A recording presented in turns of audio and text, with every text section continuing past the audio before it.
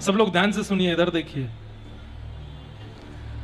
महादेव पर आज तक जितना दूध चढ़ाया था, भगवान श्रीमन नारायण के लिए जितनी एकादशी व्रत किए थे, यमुना जी, गंगा जी, कावेरी आदि आदि नदियों में जितना स्नान किया, बद्रीनाथ, केदारनाथ, गंगोत्री, यमुनोत्री, जितनी भी तीर्थ यात्राएं आज तक आपने की, जो कुछ भी अपने जीवन में पुण्य कर्म किए हैं, उन सब के फल के रूप में श्रीमद् भागवत की कथा सुनने को मिल रही है। ये कथा सामान्य नहीं है।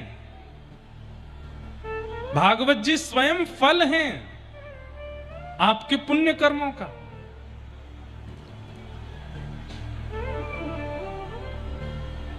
अनेक जन्मों के अर्जित पुण्यों के फल के रूप में भागवत जी मिली हैं। तो यहां फल कहकर के इस बात को सिद्ध कर दिया कि भागवत जी से फल मत मांगना। हमारा घर बन जाए, हे भागवत जी कृपा करना हमारे बच्चे की बुद्धि सुधर जाए, हे भागवत जी कृपा करना हमारा व्यापार बढ़िया चले, हे भागवत जी कृपा करना हमारी दुकान बढ़िया चले ना। आप यहां फल नहीं मांग सकते, क्योंकि ये स्वयं फल मिल रहा है कथा सुनना। तो बोले फिर क्या मांगे? फल से दो ही चीज मांगी जाती है, एक रस, फल से रस मिलता है, फल से रस मिलता है। और दूसरी चीज फल से क्या मिलता है? भूख की निवृत्ति। जो हमें भूख लगी है, फल खा लो तो क्या होता है? भूख शांत हो जाती है। तो फल से दो ही चीज मिलती है, रस मिलता है और भूख की निवृत्ति मिलती है। और एक चीज और मिलती है, क्या? फल से बीज मिलता है, ताकि उस बीज को रोपित करके तुम अनंत फलों को और जन्म दे सको। समझ में आई बात? ध्यान से सुनोगे तो आएगी। श्रीमद् भागवत की कथा सबसे पहली वस्तु आपको क्या देगी? रस, क्योंकि ये फल है। इससे रस लो, लीलाओं का रस लो, सुंदर कथाओं का रस लो, भावों का रस लो। और उस रस में हमारे अरविंद जी महाराज बोल रहे थे, सब 16 डिग्री सेल्सियस एसी में बैठने वाले रसगुल्ला हैं। महाराज जी रसगुल्ला नहीं है, केवल गुल्ला है। रस तो अब इनमें डाला जा रहा है। केवल गुल्ला है। अच्छा, हमारे मथुरा वृंदावन के जो चाहे वैश्य हो, चाहे ब्राह्मण हो, चाहे क्षत्रिय हो, सब गुल्ला से ही हैं। वैसे भी गुल्ला जैसे ही हो गए हैं, और थोड़े थोड़े गुलाबी गुलाबी से और हो गए, तो गुलाबी गुल्ला गुलाब जामुन जैसे हैं। तो आप सब गुल्ला तो बन गए हो, लेकिन उस गुल्ला को रस दिलाने के लिए कथा में आ रहे हो। तो भागवत जी फल हैं, और फल से सबसे पहली वस्तु क्या मिलती है? रस। अरे जब कोई लीला प्रारंभ होती है तो नेत्र बंद हो जाता है। जब कोई कीर्तन प्रारंभ हो जाए तो भुजाएं खड़ी हो जाती हैं। वाग्गदगदा त्रवते यस्य चित्तम रुदद् भिक्षणम हसति क्वचिच्च विलज्ज उद्गायत नृत्यते च मद्भक्ति युक्तो भुवनम पुनातु। जब किसी को रस मिलता है, इधर देखो, यहां देखो, यहां देखो, यहां देखो, और कहीं मत देखना। हम 4 घंटे केवल आपको अपने आप को दिखाने आते हैं। देख लीजिए, मत देखिए इधर उधर कहीं भी, नजर नहीं लगेगी हमको, खूब देख लो। हमारी माता जी खूब सारे नारायण कवच याद करके हमको भेजती हैं। कोई नजर वाली बात नहीं, आप लोगों को इधर उधर देखना ही नहीं, इधर देखो बस। 4 बजे से पहले पूरी दुनिया देखिए, 7:30 बजे के बाद पूरी दुनिया देखिए, 4 से 7:30 बस हमको देखिए, भागवत जी देखिए, यहां देखिए, बस और कहीं नहीं देखना। चाहे कुछ हो जाए, ये सारी आपकी परीक्षाएं होती हैं। बीच में फुब्बारे चलते हैं, कभी ये हेलीकॉप्टर उड़ जाता है, कभी कहीं से कुछ गिरने लगता है, ताकि आप लोगों का मन इधर उधर जावे। मत करो, ध्यान पूर्वक सुनो। फल से पहली वस्तु क्या मिलेगी? रस। भागवत जी रस देती। अरे जब प्रसंग आएंगे ना ठाकुर जी की मधुर लीलाओं के, डूब जाओगे उसमें। रस। भागवत जी दूसरी वस्तु क्या देती हैं? फल क्या देता है? भूख की निवृत्ति। भूख शांत होती है। तो भूख क्या है? किसी को धन कमाने की भूख है, किसी को ऐश्वर्य पाने की भूख है, किसी को बहुत नाम कमाने की भूख है, किसी को किसी और के होने की भूख है, किसी को कुछ पाने की भूख है। सारी भूख समाप्त होती है यहां पर। 7 दिन तक अनवरत कथा सुनने वाले व्यक्ति की कोई भूख नहीं रह जाती। उसको यश नहीं चाहिए, फिर उसको कीर्ति नहीं चाहिए, फिर उसको क्रेडिट्स नहीं चाहिए, फिर उसको वो एक ही स्थिति में आ जाएगा, नाथ जो मेरे लिए उचित हो मुझे दे दो, मैं कुछ कामना नहीं करूंगा। क्यों? मैं तृप्त हो गया। भागवत जी तृप्त करती, भूख को शांत करती। हां, एक भूख रह जाती, एक भूख अधूरी रह जाती, कृष्ण को पाने की भूख रहती है बस, और कोई भूख नहीं रहेगी। बड़े बड़े ऐश्वर्य प्राप्त करने वाले लोग कथा कराते हैं, करोड़ों का टर्नओवर करने वाले लोग कथा सुनते हैं, और कथा सुनने के बाद उनकी स्थिति देखिए, रोते हुए आते हैं, बोल महाराज जी अब कुछ नहीं चाहिए। ऐसा लगता है हमने 60 साल बर्बाद कर दिए। अरे हमने कहा इतना बड़ा एम्पायर खड़ा कर दिया आपने, बोले ये सब व्यर्थ लग रहा है। ये लग रहा है असली वस्तु तो आज मिली जो 60 साल पहले मिलनी चाहिए थी। भूख निवृत्त करता है, जितनी भी भूख है संसार की उन सबसे निवृत्त कर देती है भागवत जी की कथा।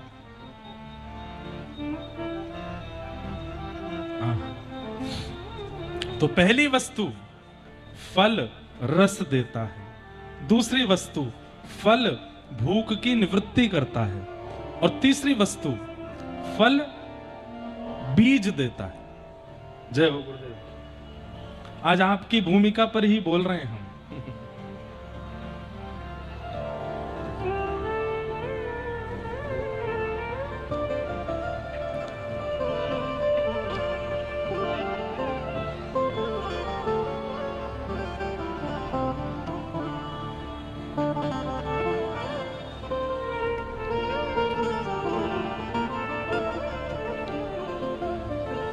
बोलो वृंदावन बिहारी लाल की। तीसरी वस्तु क्या देते हैं? फल बीज देता है। बहुत गहरी बात है।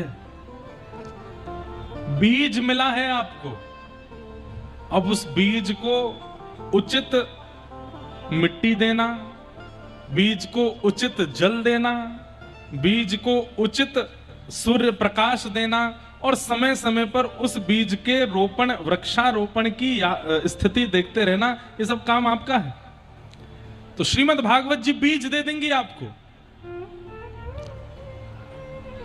अब उस बीज को रोपित करने के लिए हृदय को पहले उपजाऊ बनाना पड़ेगा। जैसे ही अपने हृदय को आप उपजाऊ बना दोगे तो कथा में जो शब्द सुने हैं, जो वाक्य सुना है, जो विषय सुना है, उस बीज को हृदय में जाकर के बो दीजिए। ध्यान से सुनिएगा। हृदय उपजाऊ कैसे बनता है? जिस दिन कृष्ण विरह में नेत्र सजल हो जाए, समझ जाना हृदय उपजाऊ हो गया है। और कृष्ण विरह में नेत्र सजल इतनी आसानी से नहीं होंगे। खूब रसिकों की कथा सुननी पड़ेगी, खूब घिसना पड़ेगा अपने आप को रसिकों के चरणों में, तब जाकर के वो भावना प्रकट होगी।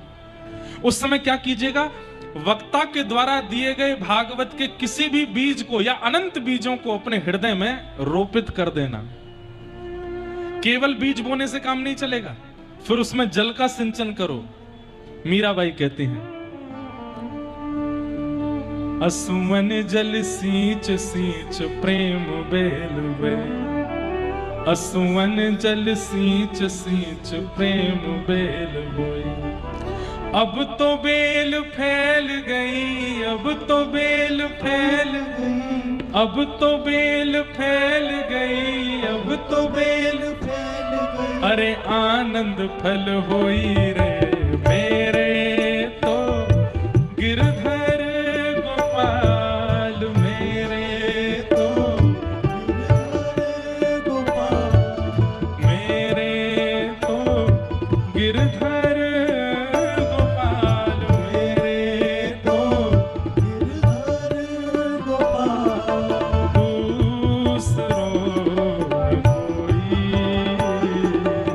दूसरों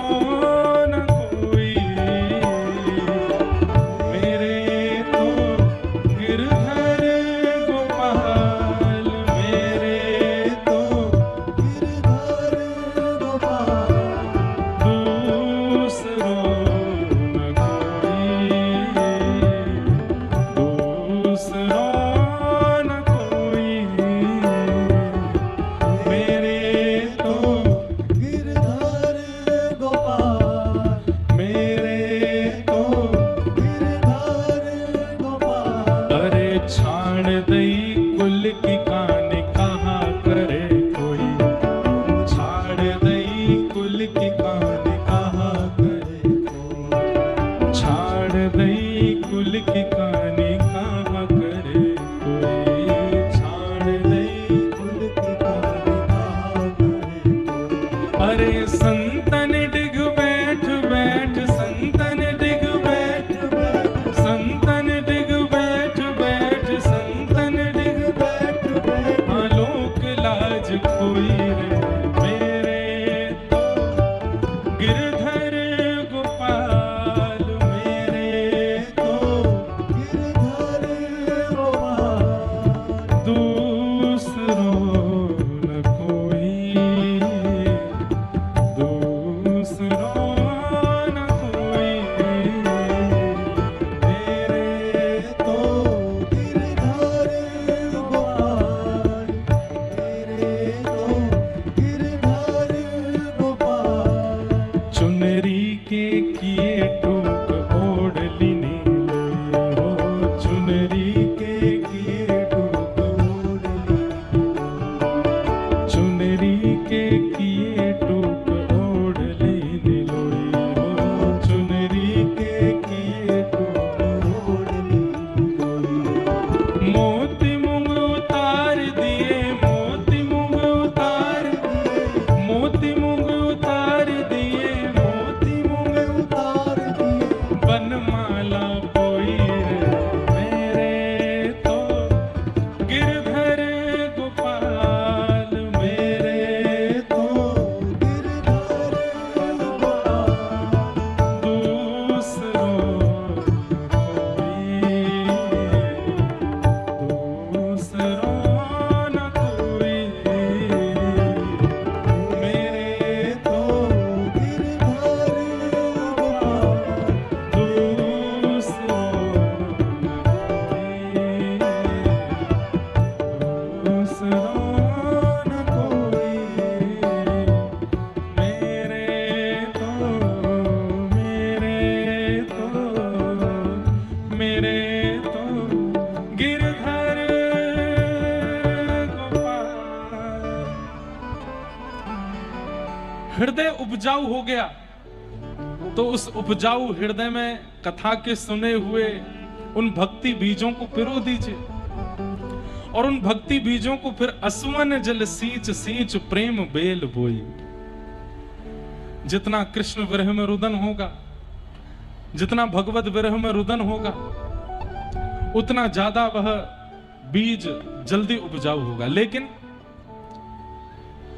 केवल बीज में जल डालते रहोगे और वो वृक्ष बन जाए तो काम नहीं चल, नहीं, बीच बीच में सूर्य की किरण भी उसको दिखानी पड़ती है। तो फिर सूर्य किरण क्या है? संत दर्शन, भगवत दर्शन, वैष्णव दर्शन, आचार्यों के दर्शन, हरिजनों के दर्शन। बीच बीच में योजना बना करके इन सब के दर्शन करते रहो, इन सब की वाणी सुनते रहो। उससे क्या होगा? वो सूर्य के प्रकाश की तरह उस बीज को प्रकाशित करेंगे, ताकि वो एक दिन पुष्पित, फलित और वृक्षित हो जाए। और फिर एक बात, बहुत अच्छा पौधा प्रकट हो जाए, उस पर पुष्प और फल लग जाते हैं, तो फिर एक और डर लगा रहता है कि कहीं कोई आके इनको तोड़ के ना ले जाए। कहीं कोई आकर के इनको तोड़ के ना ले जाए। तो फिर उसके लिए क्या करो? कांटे का एक बाड़ा बना दो चारों ओर, ताकि इसको कोई तोड़ ना सके। मन का रतन रख जतन से अनाड़ी, मन का रतन रख जतन से अनाड़ी, यहाँ आगे चोरों की बस्ती है भारी, यहाँ आगे चोरों की बस्ती है भारी। अरे आप कहोगे हमको कोई नहीं लूट पाएगा। अरे भैया सुन के जाओ, ज्ञानी लुटे, बड़े बड़े ज्ञानी लुटे हैं। गुमानी यहाँ पल में लुट जाए लाखों का डेरा, पग बढ़ा हो न जाए। ये अभिमान तो कभी मत कर लेना ये अभिमान तो कभी मत कर लेना कि मेरे जीवन में कोई व्यसन नहीं आएगा, मुझको कोई अपनी ओर वशीकृत नहीं कर सकता, मेरा मन कभी किसी पर नहीं जा सकता। राम राम राम, इसने कितना गलत किया, मैं कभी नहीं कर सकता ना।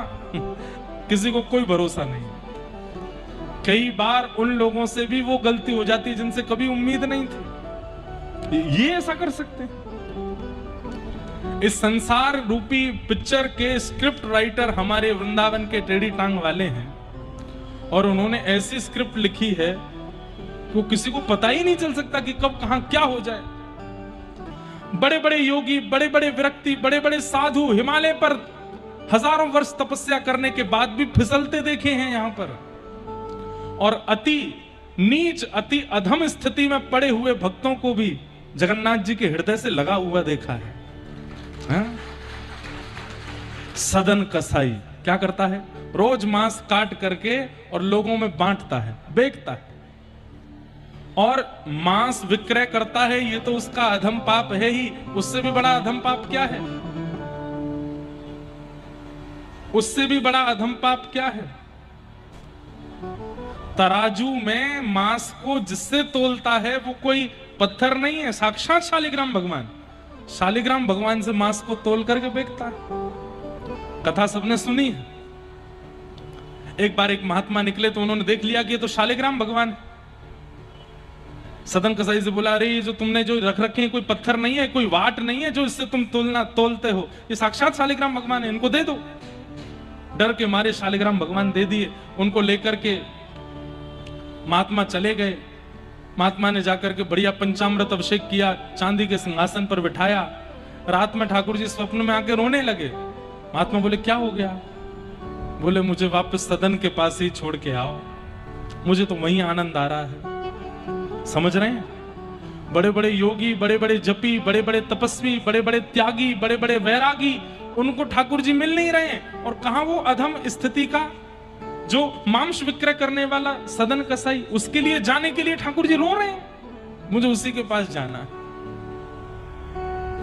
इसलिए ये अभिमान कभी मत कीजिएगा कि मैं बहुत नियम से रहता हूं, मैं बहुत संयम से रहता हूं, मैं बड़े शास्त्रों का अनुमूलन करता हूं, मैं जो है बड़ी गुरु आज्ञा और वैष्णव संत आज्ञा में रहता हूं, मेरे ऊपर कोई प्रभाव नहीं होगा ना। कहीं भी कुछ भी हो सकता है। एक छेद भी यदि होगा ना तो उस छेद में पूरा मूषल प्रवेश कर सकता है। आप में एक छिद्र भी यदि दिख गया है संसार के कलयुग को, उस छिद्र से मूषल प्रवेश कर देगा भीतर। इसलिए यह अभिमान मत करना कि मुझे कुछ नहीं होगा ना, कुछ भी हो सकता है। इसलिए भागवत जी से मिलने वाली तीसरी वस्तु जो बीज है, उसको हृदय में रोपित करो। पहले तो हृदय को उपजाऊ बनाओ, पर उसमें रोपित करो। असुवन जल सींच सींच प्रेम बेल बोई, सूर्य का प्रकाश यानी वैष्णव संत हरिजन, इन सब के दर्शन करो, इन भक्तों का संग करो। तत्पश्चात एक कांटे का बाड़ा रखो। कांटे का बाड़ा क्या है? नाम जप। जितना नाम जप करोगे उतना मजबूत बाड़ा है आपका। भैया डिस्टर्ब नहीं करो, यहां से कोई कुछ बजाओ नहीं, कुछ मत करो। जितना नाम जप करोगे उतना कांटे का बाड़ा मजबूत रहेगा, कोई चोरी नहीं कर पाएगा। मीराबाई को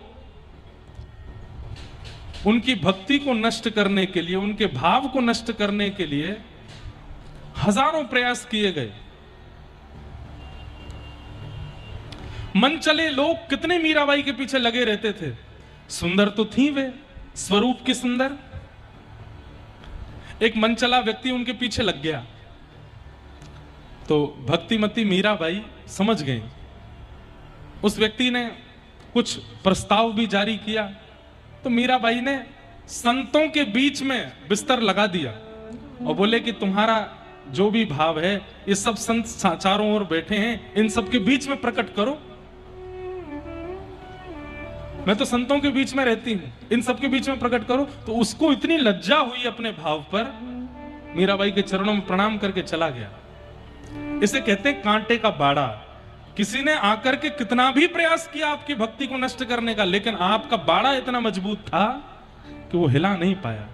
हम लोगों का हृदय बहुत बढ़िया है, हम लोगों का प्रेम बहुत बढ़िया, लेकिन बाड़ा नहीं है हमारे पास। कभी भी कोई भी किसी भी प्रकार से हमारे हृदय को हिला करके जा सकता है। इसलिए बाड़ा तैयार करो। बाड़ा कैसे तैयार होगा? नाम जप से। अच्छा, आप कहोगे महाराज जी अब हृदय में जो बीज बोए थे वो पुष्पित हो गए, फलित हो गए, बाड़े चारों तरफ लगा दिया, किसी को उसकी चोरी करने नहीं दी। एक दिन क्या हुआ? एक दिन श्याम सुंदर निकले और निकले हुए श्याम सुंदर के मन में भाव आया, आज मुंह को कोई ने पुष्प की माला नहीं पहनाई, कहीं बढ़िया कोई बगीचा हो तो वहां से पुष्प चयन करके माला तैयार करके गले में पहनूंगा। और भ्रमण करते करते ठाकुर जी ने देखा, अरे बड़ी बढ़िया सुगंधी आ रही है, ये कहां से आ रही है? ओ, ये आगरा को कोई भक्त है, वाके चित्त में एक सुंदर पुष्प प्रकट भयो है, एक वृक्ष है वहां में बहुत सारे पुष्प लगे, वाकी सुगंधी है, सोई ठाकुर जी हृदय में आ जाएंगे। अच्छा, श्री कृष्ण कैसे हैं? जिनके उपस्थित होते ही सारे बंधन खुल जाते हैं। वसुदेव जी महाराज जब मथुरा से गोकुल लेकर के आए थे तो जैसे ही हाथ में ठाकुर जी ली, हथकड़ियां खुल गई, बेड़ियां खुल गई, सारे ताले खुल गए। तो मतलब आप कितना भी कठिन बाड़ा लगा दो कि भीतर कोई प्रवेश ना कर सके, लेकिन कृष्ण के आने के बाद कांटे भी पुष्प हो जाएंगे। तब वही ठाकुर जी आपके हृदय में प्रवेश करेंगे, आपके हृदय में लगे हुए सुंदर सुंदर पुष्पों का चयन करेंगे, एक पुष्प कान पे लगाएंगे, एक पुष्प की माला पहनाएंगे, एक पुष्प के बाजूबंद बनाएंगे, एक पुष्प को भीतर यहां हाथ पे पहनेंगे, कुछ पुष्पों को चरणों में पहनेंगे और पहन करके निकल जाएंगे। आपको थोड़ी देर का संयोग मिलेगा और उसके बाद वियोग होगा। रुदन करोगे, हे नाथ कहां चले गए, अभी तो आए थे आप। प्रतीक्षा करना, जाने दो, थोड़ी देर बाद फिर आएंगे। अब क्यों आएंगे? भूख लगी है भूख लगी है, तब कहां आएंगे? उसी वृक्ष के पास आएंगे जिसमें फल लगा था। आकर के उस वृक्ष का चयन करेंगे और फिर आकर के जब वृक्ष से फल तोड़ करके खाने लगे, आपका जीवन सफल हो गया, आपका जीवन कृतार्थ हो गया। मेरी आज्ञा से, मैं वैसे आज्ञा देता नहीं, आज घर जाके ना इतने विषय को दोबारा सुनिएगा और बार बार सुनिएगा और गहराई में जाके समझने का प्रयास कीजिएगा कि व्यासपीठ से बोला क्या था इन्होंने। बहुत बड़ी बात नहीं कह रहा हूं, लेकिन संपूर्ण 7 दिन की कथा का सार पिछले 10 मिनट में बता दिया है हमने। अगर इसका पालन कर लिया, भगवत अनुभव हो जाएगा। हाँ, तो भागवत जी से 3 वस्तु मिलेंगी: रस, भूख की निवृत्ति और अनंत फलों को प्रकट करने के बीज। अगर उस बीज को रोपित करके वृक्ष में फलित और पुष्पित कर दिया, उसका सेवन कोई और नहीं करेगा, स्वयं ठाकुर जी करेंगे, आएंगे। आप कहेंगे किसके लिए किया? ध्रुव जी का किया, प्रहलाद जी का किया, सहजो बाई का किया, सक्कू बाई का किया, कृष्णदास का किया, कुंभन दास का किया।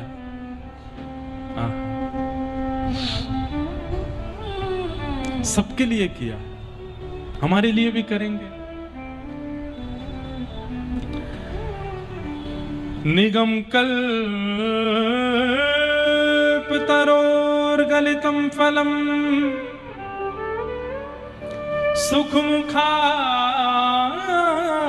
सुखमुखादमृतद्रव संयुतं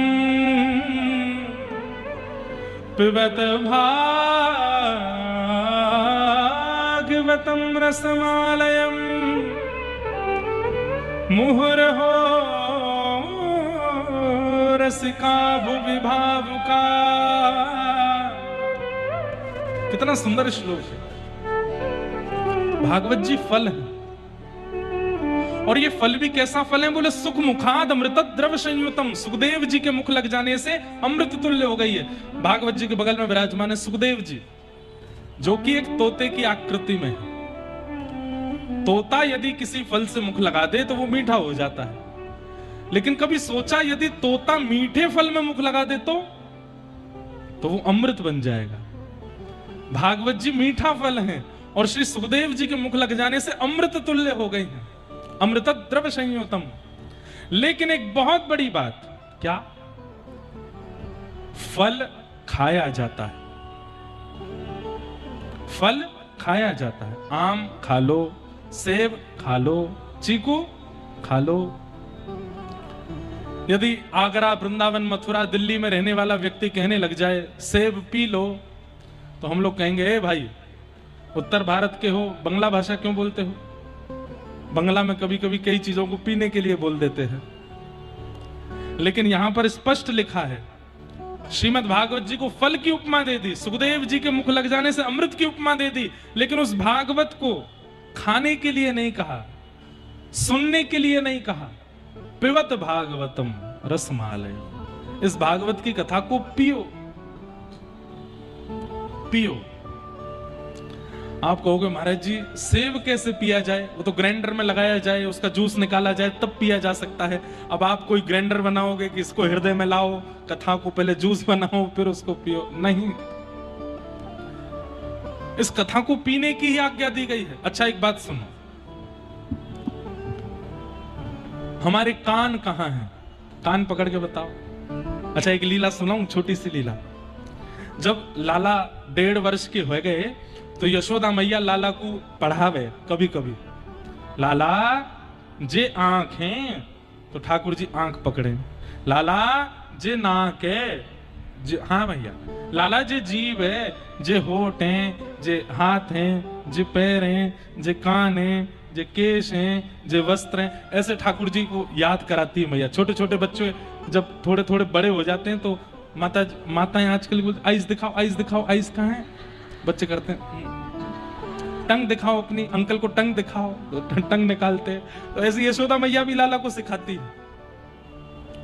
और जब ठाकुर जी, और चलते फिरते मैया पूछती रहती लाला तेरे हाथ कहाँ हैं? तो कभी कभी ठाकुर जी पैर पकड़ लेते, अरे ना लाला दाढ़ी के जे पाँव में, जे हाथ। अच्छा मैया जे हाथ। जब ठाकुर जी सीख गए तो यशोदा मैया बोली अब मेरो लाला सीख गयो। तो जैसे बालक सीख जाते, माओ की इच्छा रहती है अब सबको पता चले। तो मैया ने एक दिन सब ब्रज की गोपी बुला ली, बोले मेरो लाला सब जान गए हो, तुम कोई भी अंग पूछ लो वही अंग बता दे। अच्छा, चारों तरफ गोपियां बैठी हैं, बीच में छोटे से गोपाल जी बैठे हैं, और कोई गोपी पूछे लाला तेरी आंख कहाँ है? छोटे से गोपाल जी ऐसे ऐसे करें, सब तारीफ, अरे लाला पता चल गई आंख कहाँ है। अच्छा लाला तेरे पाम कहाँ है? सो ठाकुर जी अपना पाम पकड़े, ये रहे मेरे पाम। अच्छा लाला तेरी उंगली कहाँ है? सो ठाकुर जी ऐसे ऐसे करें उंगली। लाला तेरी नाक कहाँ है? सो ठाकुर जी ऐसे करें नाक। अच्छा लाला की जीभ कहाँ है? सो ठाकुर जी अपनी जीभ निकाल दें। एक चतुर गोपी बैठी, वहां ने मन में सोची मैं ठाकुर जी से कहूंगी लाला तेरे कान कहाँ हैं, और जैसे ही लाला अपने कान पकड़ेगो सो ही हम कहेंगे अच्छा लाला हमने क्षमा किया, तू कान मत पकड़े। लेकिन ठाकुर जी तो सब जानते हैं, तेने ब्रह्म हृदय आदि कवये मुह्यन्ति यत् सूरयः।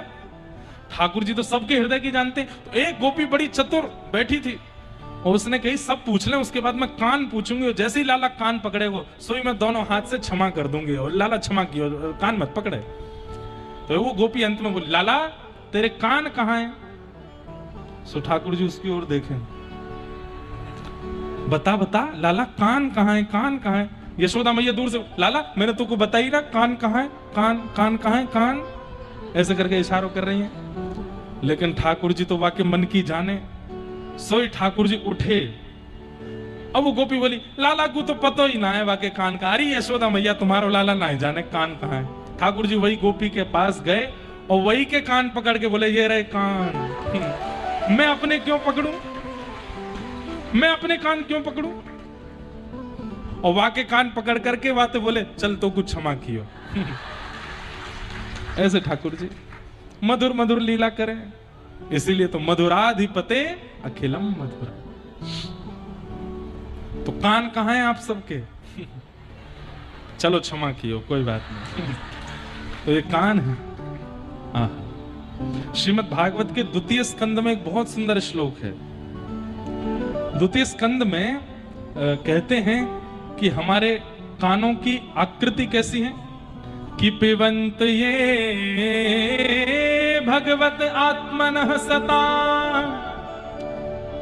तथामृतम श्रवण पुटेषु संभृतम पुनन्ति ते विषय विदूषिताशयम् ब्रजन्ति तच्चरण सरोरुहान्तिकम्।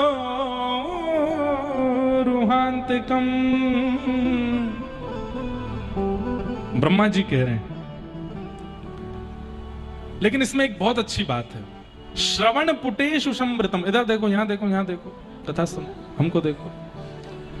कान ये है, परंतु सुना इनसे नहीं जाता। सुनने वाला यंत्र अंदर होता है, सुनने वाला पर्दा हो चाहे यंत्र हो। कभी भगवान ना करे कान कट जाए तो क्या सुनाई नहीं देगा? सुनाई देगा।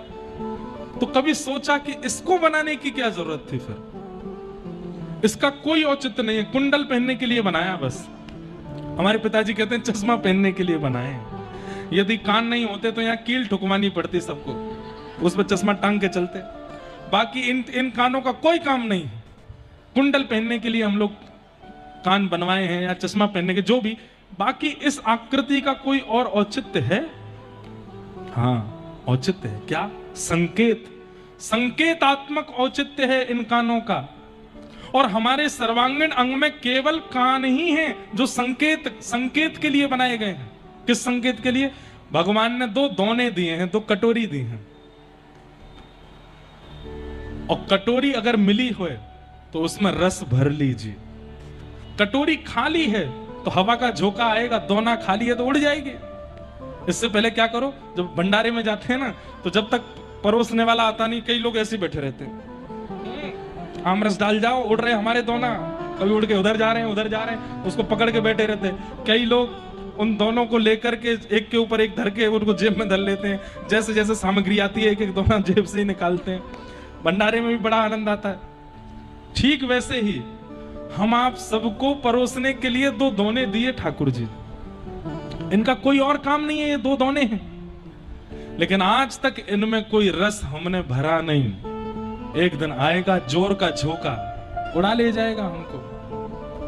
वो झोंका आवे उससे पहले पहले क्या करो? बोले कृष्ण राम रस से इन दोनों को भर लीजिए, और इन दोनों को भर के पिबत भागवतम रसमालयम मोहरहो रसिका भुविभाव का। भागवत की कथा को पियो, खूब पियो।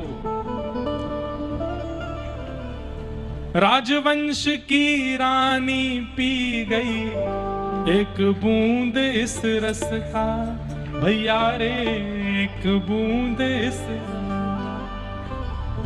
राजवंश की रानी पी गई एक बूंद इस रस का, भैया रे एक बूंद इस रस का।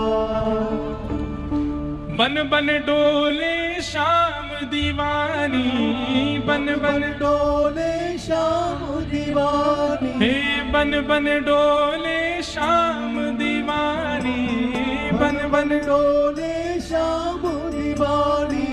मान छूटा अपयश का, भैया रे मान छूटा अपयश का। ओ कोई पीवे, कोई पीवे, कोई पीवे, हो कोई पीवे, हो कोई पीवे संत सुजान नाम रस।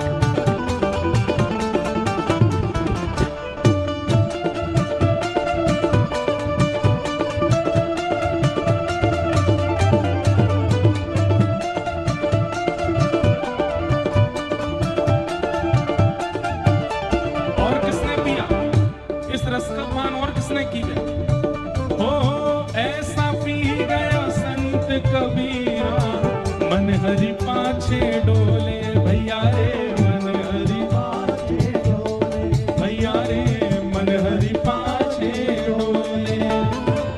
कृष्ण कृष्ण जय कृष्ण कृष्ण जहाँ नस नस पार्थ की बोले भैया रे नस नस पार्थ की बोले भैया रे नस पार्थ की बोले।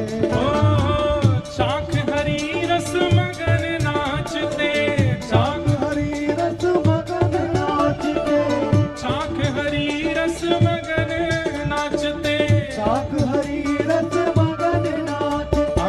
सुख नारद शिव भोले भैया रे सुख नारद शिव भोले भैया रे सुख नारद शिव भोले भैया रे सुख नारद शिव भोले।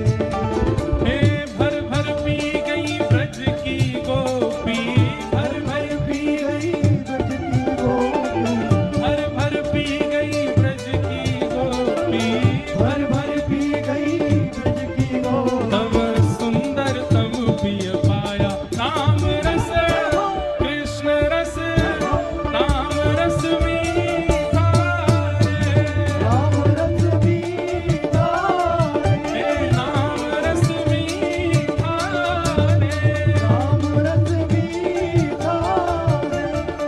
तो कोई पीवे कोई पीवे कोई पीवे हो कोई पीवे कोई पीवे कोई पीवे कोई पीवे हो कोई पीवे कोई पीवे संत सुजान नाम रस मीठा रे नाम रस मीठा रे नाम रस मीठा रे नाम रस मीठा रे। हरे कृष्ण कृष्ण कृष्ण हरे हरे हरे कृष्ण कृष्ण कृष्ण हरे हरे हरे राम राम राम हरे हरे हरे राम राम हरे हरे। इतनी संख्या में आप लोग हो कि अगर एकजुट होके गाओ तो तनिक तनिक वृंदावन तक आवाज पहुंच जाएगी। हरे कृष्ण कृष्ण कृष्ण हरे हरे हरे कृष्ण कृष्ण कृष्ण हरे हरे हरे राम राम हरे हरे हरे राम राम हरे। कोई पीवे कोई पीवे कोई पीवे हो कोई पीवे कोई पीवे संत सुजान नाम रस मीठा रे नाम रस मीठा रे नाम रस मीठा हो राम रस मीठा। श्री राधा वल्लभ लाल की।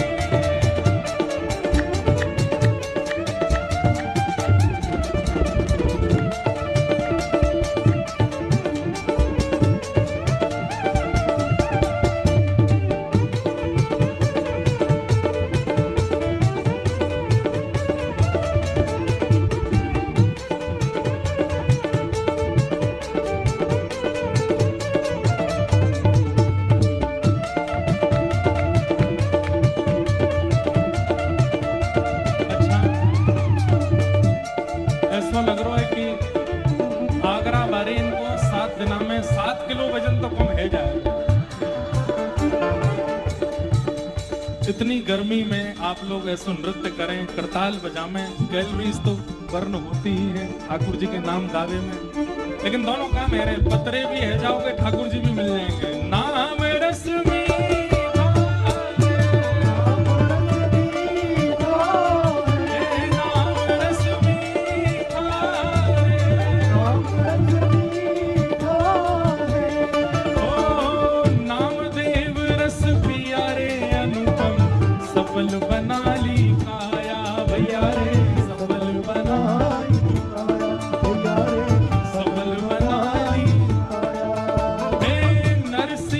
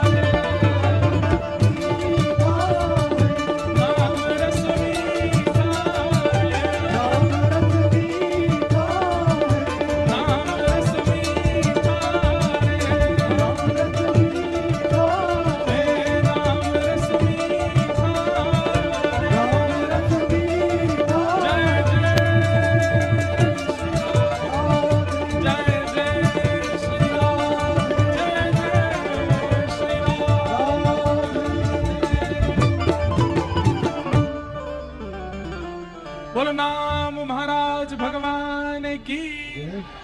भगवान के नाम बैठ जाओ सब लोग, जहां जगह मिले वहीं बैठ जाओ।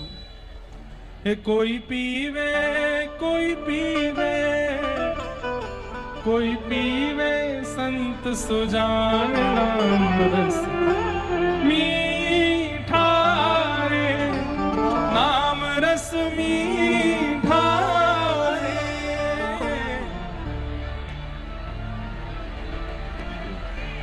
राजवंश की रानी पी गई एक बूंद इस रस का, भैया रे एक बूंद इस रस का, भैया रे। आधी रात महल तज चल दी, रहा न मनवा बस का, भैया रे रहा न मनवा बस का।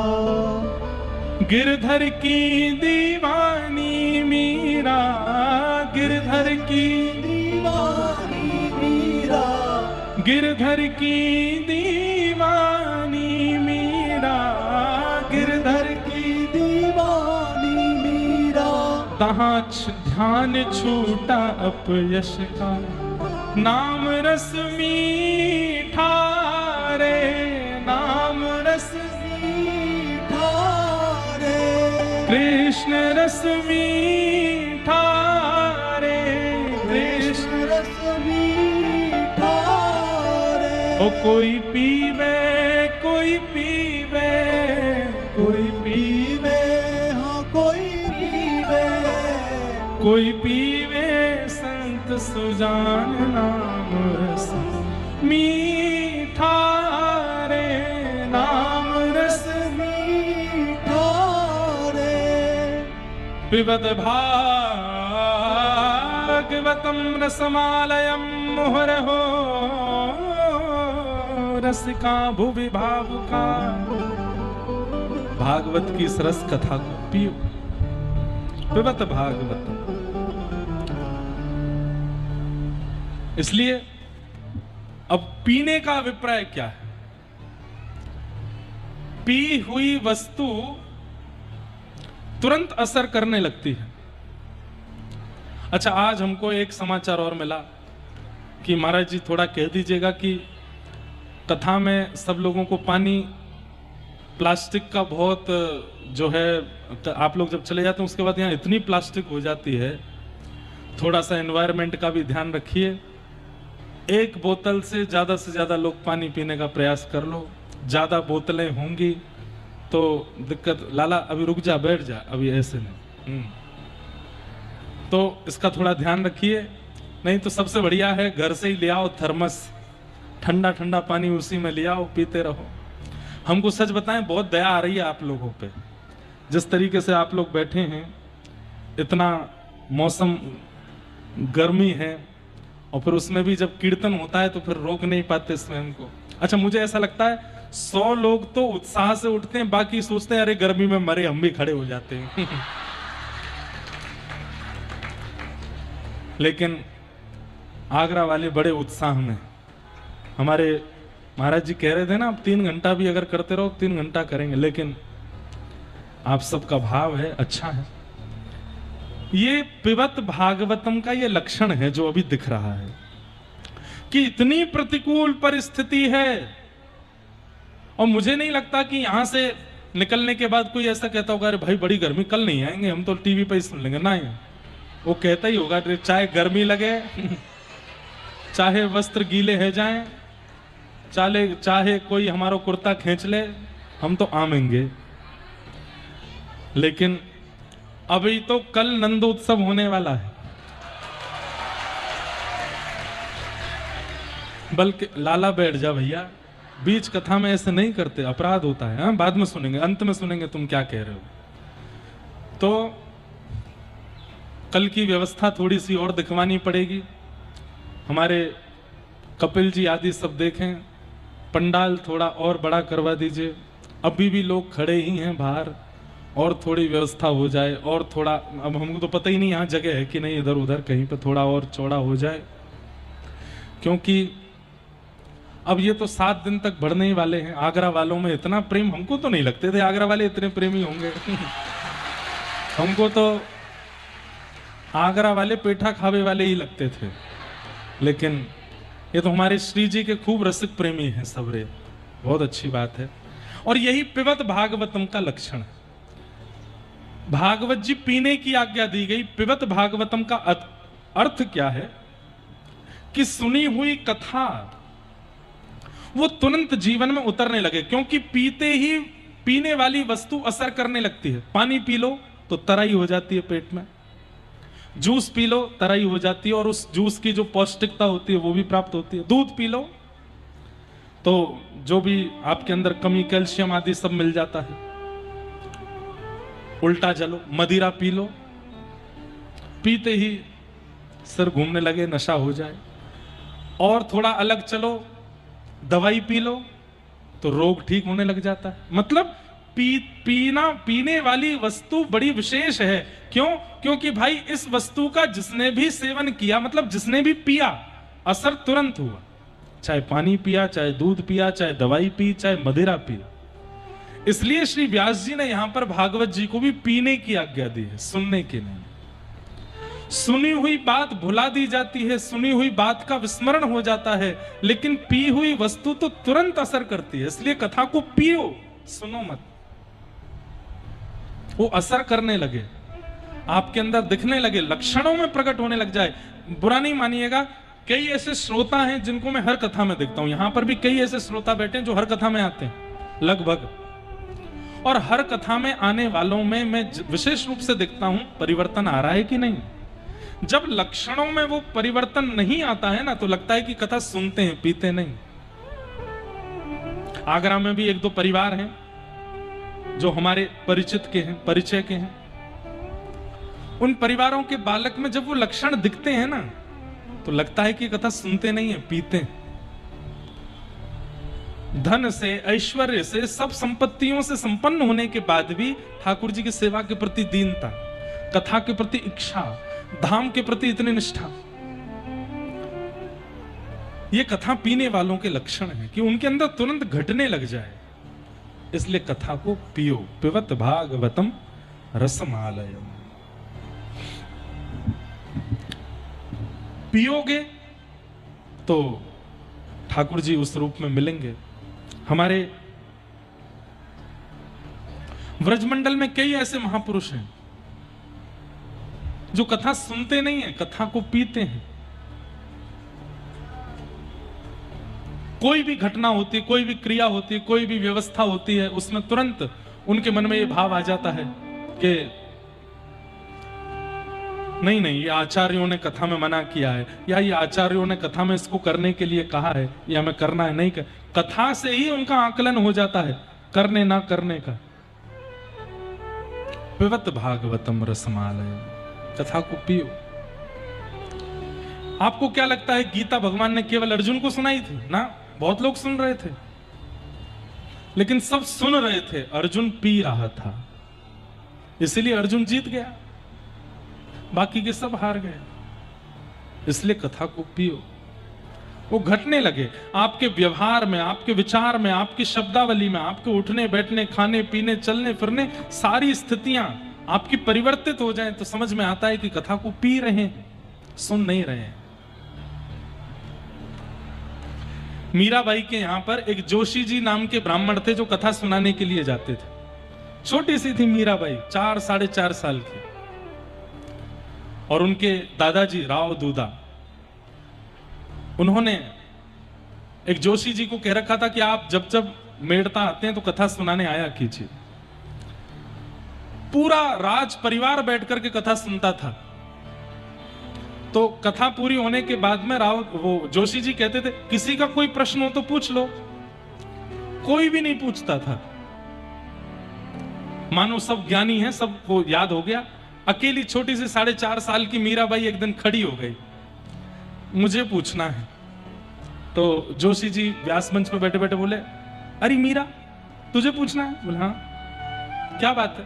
तो जो ग्रंथ है मीराबाई के चरित्र का, उसमें लिखा है कि जोशी जी ध्यान नहीं दे रहे थे मीराबाई क्या बोल रही है। बोले छोटी सी लाली है, क्या बोलेगी? अपनी पोती समेटने लगे। हाँ हाँ मीरा भाई बताओ क्या बात है, क्या पूछना है, मतलब जैसे ज्यादा कंसर्न नहीं था उनकी तरफ। और मीरा भाई क्या पूछती हैं?